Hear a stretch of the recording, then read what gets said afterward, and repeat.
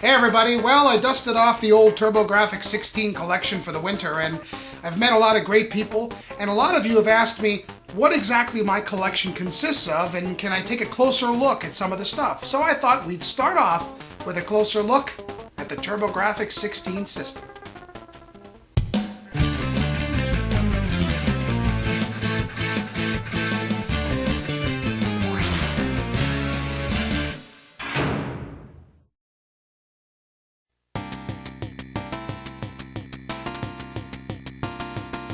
In the summer of 1991, NEC dropped the price of the TurboGrafx-16 to $99.99.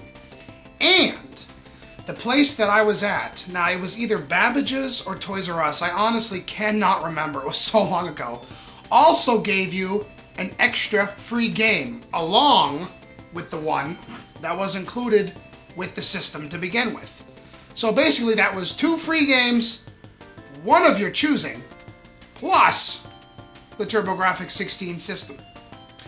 At that point, I had been a Nintendo fanboy for about 5 years. Had the original 8-bit Nintendo system, the Game Boy, and I was really looking for something different by that time. And so when NEC dropped the price, it just seemed like a perfect time. I had been watching at Toys R Us, they used to have the monitors. And on the monitors, they'd play these loops of videos that would pretty much show all the TurboGrafx games and stuff like that, and for some reason this system really appealed to me, and all the first games I played for it were thumbs up, so that was the right choice.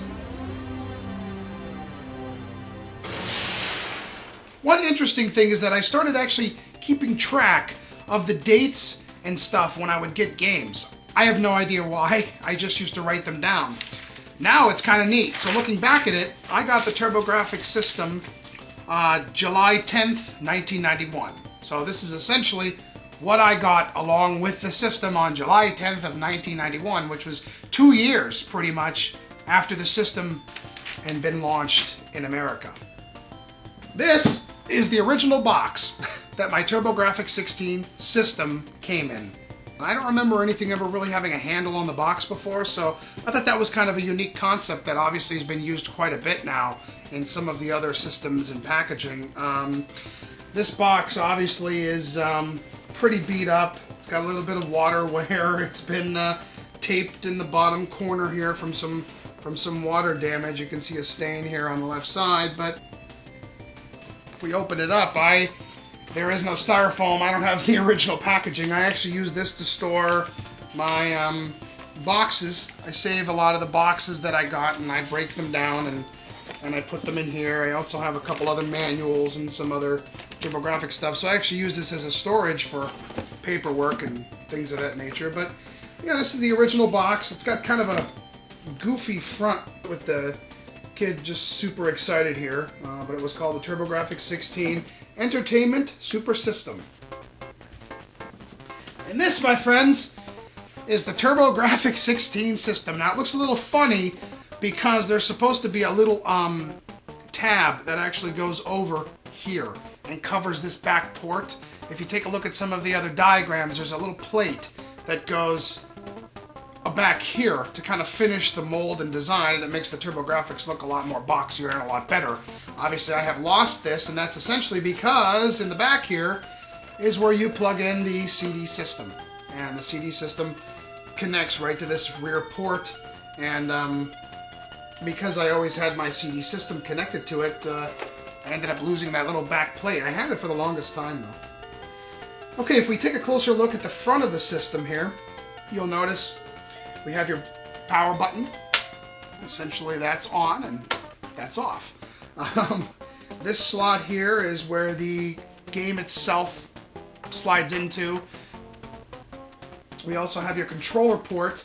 The one thing that the TurboGrafx-16 had was only one controller port, which was okay if you were in the mood to play up to 5 different players and you had to buy a TurboTap accessory, but the fact that it only had one port means that even if you wanted to play with a buddy, you still had to have the TurboTap, and I didn't like that decision. A bad move on their part. We take a look on this side here, we have the antenna switch, which it's called antenna switch, which is essentially the RF out, so you can connect it to the coax in the back of your television. And then the channel 3 and 4 button on the side. And then the AC adapter goes right in the side here. This is my original system. It's a little scratched up. It's got a few dings, but it still works. After all these years, it still works. The controller port's a little flaky, but it still works. Inside the box also were a couple of other things. This was a, return this card within 10 days to receive a free newsletter. And obviously register your product, which I apparently didn't do, although I did get the newsletter and Turbo Play. So somehow I got that. I don't know. And then we've got an ad for a couple of other things here, a couple other games. And then, of course, the TurboGrafx-16 instruction manual. And if we take a look on the inside flap, we'll see what's in the box. Well, here was what originally was in the box. And this is the TurboPad controller.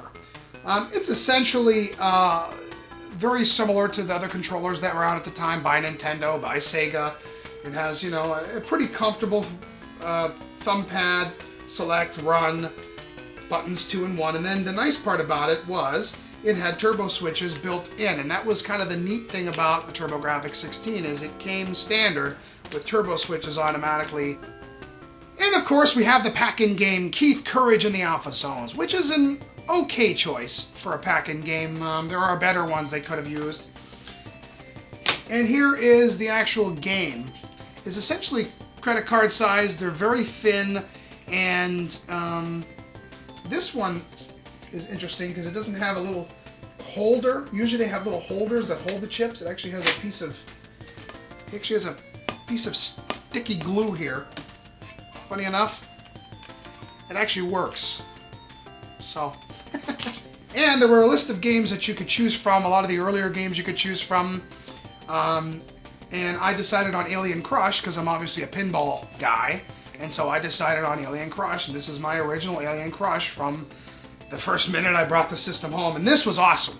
If anything, this could have been a Packin game, but this is a great, great, great game, and I enjoyed it a lot more than I enjoyed the Packin game that came with the system. And so this was one of the games that sold me on the system, and the next 9 or so also did. So the first 10 were really, really a huge selling point for me in the system. So there you go. That's the TurboGrafx-16 system, and a look at my particular system that still works and that I still have, and that's the system that has the original turbo chips. And we'll take a look at the CD-ROM add-on, which is awesome, the next time. So thanks for joining me.